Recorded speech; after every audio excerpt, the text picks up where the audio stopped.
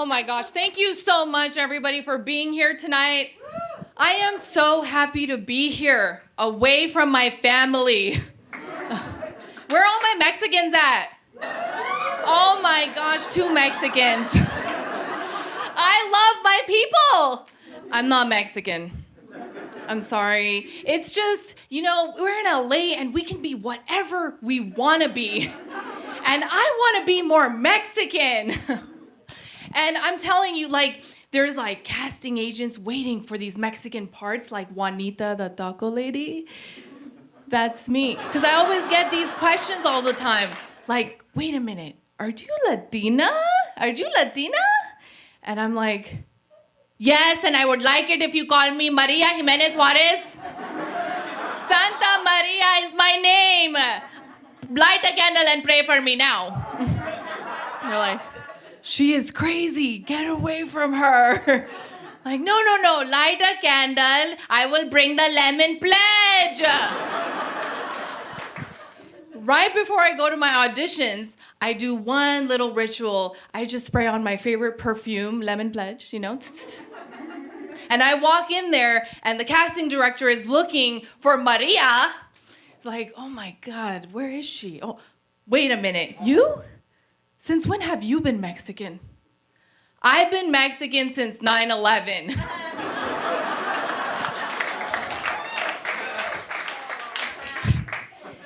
And I was part of this really exclusive group of people in college called Latinos de UCI.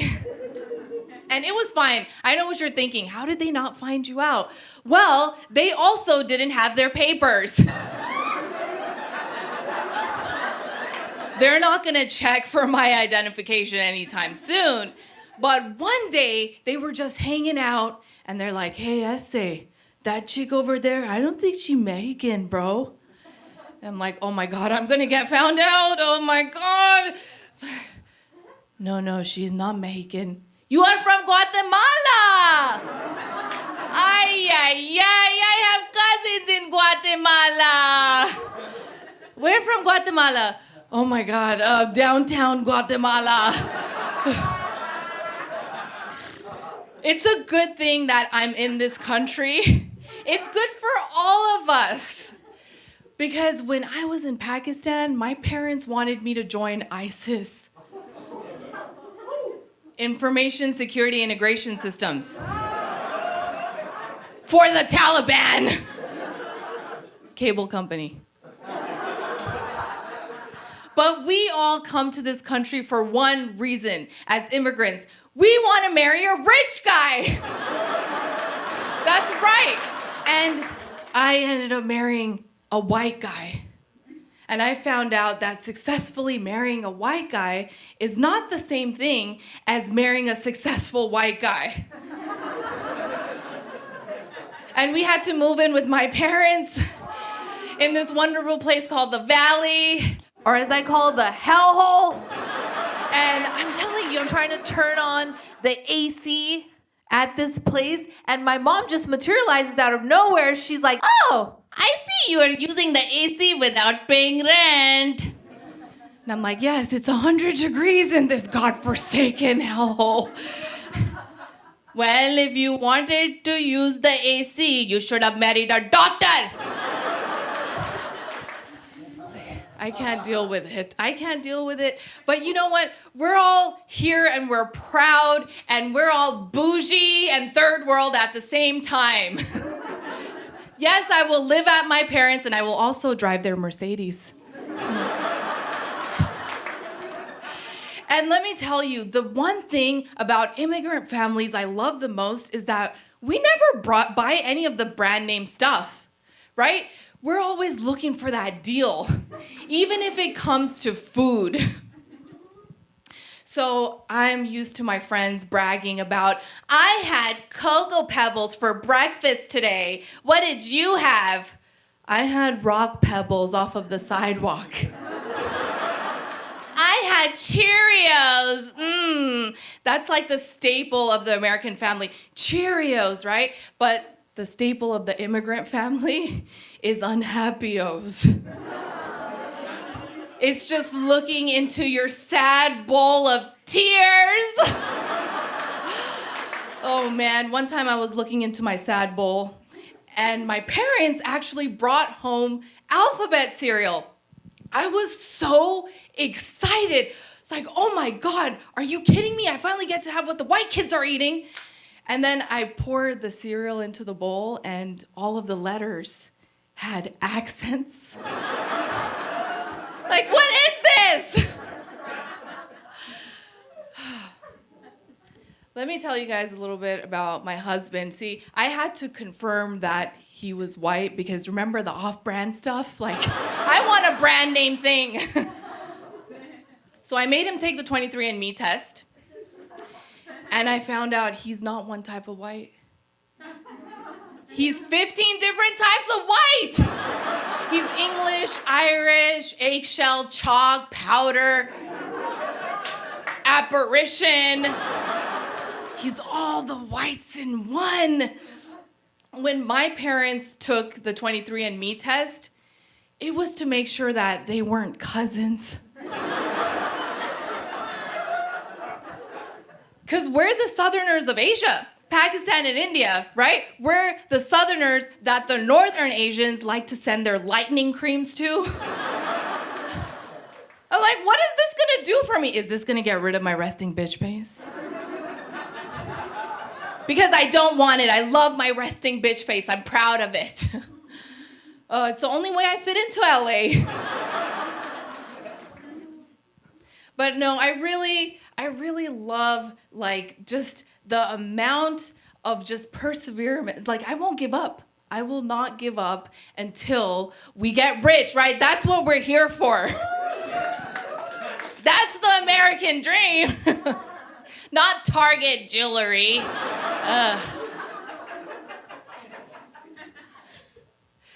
Oh my gosh. So I want to tell you guys about this question that I get all the time. It's, wow, you look great. What's your secret? I just had a baby come out of my body, and I lost 7 pounds in one day. And I gained 50. Ladies, I highly recommend it. Let me tell you, it is quick and it's painless before you give birth. And you get really cool accessories, like my boobs are so stretched out now, I can use them as a scarf. And I don't need that tacky animal print anymore, so I got rid of it because the animal print is tattooed on my body forever as stretch marks. But you know, the hardest thing about having a baby is you gotta keep it alive for at least 3 years. That's a lot of work. When I was pregnant, I was eating everything in sight. I had to go to Macy's, like, I need another bra.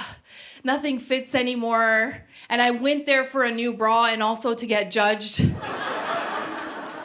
And they'd be looking at me like, oh my God, those things? You're gonna wanna go to Home Depot. Maybe get some industrial-sized buckets. I'm like, fine, okay, fine. You know what? I'm gonna go eat my ice cream. And I go to my favorite ice cream spot. They have vanilla, they have chocolate, and then they have this new flavor, bacon and egg flavored ice cream. Disgusting, disgusting. I was like, why would you do this? Please give me 5 pints. Like, no, you can't be out of bacon and egg ice cream. I have buckets to fill. How am I gonna get these calories? One day I was going on my pregnancy walk and I was just minding my business and then I heard and I'm like, oh my God, what is happening? My thighs are touching. There's chafing going on and there's like embers going everywhere.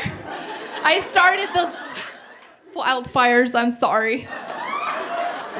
It was me. And after I gave birth, I was like, oh, I can relax. Nope, you can't relax. You need 7,000 calories a day to feed this baby. I was like, wait, that's how much an elephant eats. That's how much an LA model will eat in her entire lifetime. And then I go to these restaurants that serve like these tiny little plates of food, and it's like a leaf and then a dollop of toothpaste, and I'm like, what is this? Where is the animal that was eating this shrub? I want that for dinner. Man, I was like, just deep fry this thing and I'll eat the whole plate. I don't care. But I just feel like they don't get me. Like, they're just trying to give me these little tapas. I'm like, you know who gets me? Costco gets me. I love Costco. And there's all these myths and things that people tell pregnant women, like, you can't wear all that makeup. It has chemicals that make you irrational. And I'm like, oh my God, the makeup? Are you kidding me? Do you know what this looks like without makeup? Every time I try to unlock my phone with Face ID without makeup on, it locks me out for several days.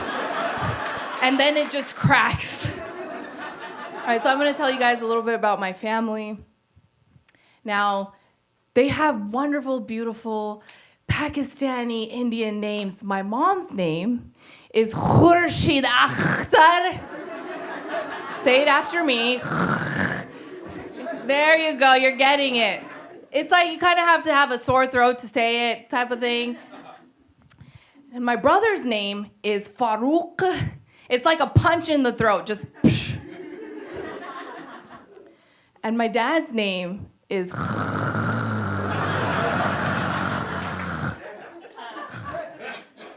It's just white noise. That's it. It's just white noise. Did anybody have stalkers growing up? Just wondering. Oh my God. Okay, I'm so sorry my parents followed you too. I'd be on the way to school and they would be in the bushes chasing after me. I'm like, what do you think I'm gonna do on my way to second grade? And let me tell you, I had no problems calling the cops on my own parents. And when the cops came, they asked me, oh my God, like, what's going on? Do you know these people? And I said, no. I don't think they speak English, and maybe they should probably go back to their own country. That's all I'm saying. So I'm just saying, I know by just calling the cops on my parents that I am fully gentrified. And I'll do it again, Mom and Dad. But we all want to make our parents proud. They come to this country with such hard work that I wanted to make them proud. So I did what every brown kid does. We get more educated, and I got my MBA. You guys are kinder than my parents. It was just silence when I told them. But then they saw me in a nice car, and my dad was like, wow, Mercedes, eh? Tell me, who is giving you money for sex? I was like, Dad, no, I have a job. Like, I actually have a job. Oh, okay. Well, you know who needs a job? There's a woman in the kitchen making pakora. She could use a job. I'm like, are you trying to pimp Mom out? Like, what is happening here? So I had to stand up for all of America and say once and for all, listen, in America, we get our jobs fair and square by sleeping with the manager. They did give me some good values. When I was in Pakistan, they'd let me walk alone everywhere, and I was just a little kid walking around, and this guy comes up to me on his bike with a bag, and he says, hey, little girl, you want to jump in this bag? And I'm like, no, this is not a Gucci bag or a Prada bag. Maybe if it was Louis, maybe you shouldn't drive a bike. Maybe you should get like a nice Lamborghini and then maybe I'll jump in. I wouldn't mind being kidnapped. And that is how Third World and Bougie was born. And my parents are they're really loving, but they're also very awkward about it. So I try to get my mom to say the word all the time. I'm like, Mom, how much do you love Dad? And she just tells me, oh, half. Like, half? Yes, half, not whole, not quarter, but half. I'm like, are you teaching me fractions? Like, what are you doing? Like, you love Dad as much as I love Subway sandwiches? That's a lot more than I thought. Man, my parents, they really try. And when I had my baby, they were just so in love with her. They're like, oh, look at her. She has your eyes. She has your nose. And your husband's good looks. No, it's great. I married for looks. I accomplished my goals. That's an A+ for me. He's a really good guy. I actually met him at church. I just followed the smell of weed and alcohol. And there he was. He's like, I'm trying to finish this daily Bible, but I'm still unemployed after reading the book of Job. Like, that's great, honey. What else do you have for me? Like, he was so desperate when I met him. And so, oh man, I was like, this is perfect for me. We're gonna get married right now. Oh man, he's a great guy though. He buys me really expensive presents and gifts and flowers. One time he bought me flowers for like $85 using my PayPal account. And then he got me this nice ring, and he's like, that ring is gonna keep all the guys from hitting on you. Like, really? Because the no makeup thing already does that. And he's a really sexy guy. Like, let me tell you guys, oh my God, he is a fantasy, Like, he's this tall, 6'4" man. And most of my friends they're a little bit shorter than me. They're like 5 foot, 5'1". And they're like, I can't do tall guys. No. That's just too much. That's too much for me. And I'm like, are you kidding me? You gotta learn how to climb trees. Tall guys are the best. I used to climb the mango trees in Pakistan. Yeah, no, it's to each their own. It's fine. He knows that I married him for looks, so. But not for money. Not for money. Maybe he married me for money. I don't know. But he's really sexy. Like, he does this trick in bed. It is just, oh my God, it's called restless leg syndrome. And I'm just up all night. I'm like, oh my God, is this like a 7.0 earthquake? What is happening? Is California departing from the United States? No, it's just him doing the Irish river dance in bed. And then I turn and I'm like looking at my baby. I'm like, you know what? She's gonna love me unconditionally. And she looks at me and she's like, give me those boobs! And then I turn to my husband and I'm like, okay, nope, that's not gonna work. And he's like, give me those boobs! Like, fine, you take this one and you take that one. Leave me alone. I want to tell you guys a little bit about LA, the place I love. We love LA. LA is great. There's so much opportunity, so much celebration out here. And the one thing I hear from people all the time is LA doesn't have seasons. I'm like, what are you talking about? I know that it's fall in LA when my neighbors go from orange to pale. Clearly, you're not paying attention to the spray tans that are happening in this city, because that is our foliage. And we celebrate everything here. We have gay pride, we have Mother's Day, Father's Day. I'm really excited about Mother's Day. I did 39 and a half hours of labor. Thank you. That is the closest I've ever been to a 40-hour work week without a paycheck. And I get 1 day for Mother's Day. My husband, what does he do? He does a quick injection, real quick, and he gets a week-long fishing trip. What? And then he comes back from the fishing trip like, oh my God, babe, you know what? That really took it out of me. That was a lot of work, just sitting there waiting for the fish. I think I'm gonna take the weekend off too. Like, okay, fine, I'll see you next Father's Day. We take the whole year off. But I really love that we celebrate everything in LA. And I know one thing that I like to celebrate, food. We love food, right? Food is, the best in LA. I was walking by this place one day and they were serving cotton candy burritos.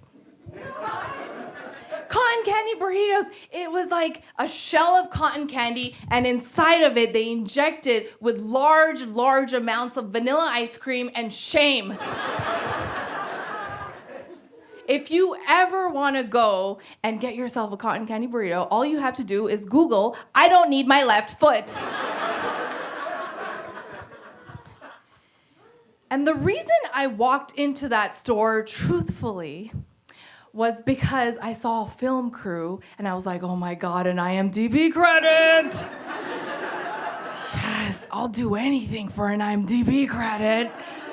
And they put this burrito in front of me and they're like, eat it, you American pig. Gladly. And I ate that thing and I ended up on this show called, No, Why? Why you do that, America? Why? It's streaming all over Europe. One thing that's really tough about LA is the dating scene. How many of us are in relationships right now? All right, nobody wants to admit it. Okay. That was the most delayed response I've ever heard. Is my side piece in here? I mean, dating is really hard in this city. It's just hard in general because my husband's always home. And one time, I actually dated myself a rapper. Oh my gosh, I was so excited.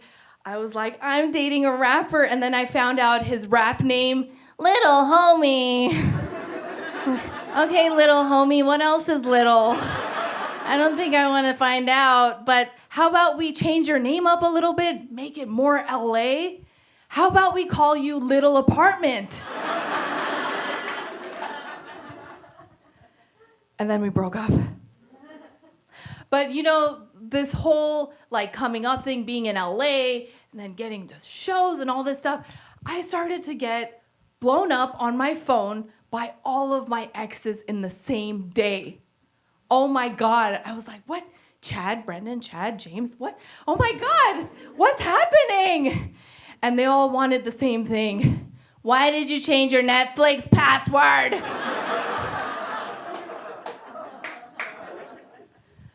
I want to thank all of you guys for being here tonight. It really means a lot to everyone here, and it's just, you guys are the best part of being a stand-up comedian. Like, you are just the cream of the crop, and I also love, the sense of, like, the void in my heart that you feel from my parents not loving me. You know what I mean? It's kind of hard to say that. As an Asian, openly sharing feelings. And I just want to say that I love that about being a stand-up comedian. Now, I am a stand-up comedian, so what I hate most about my job is myself. Thank you so much. I'm Nishy XL.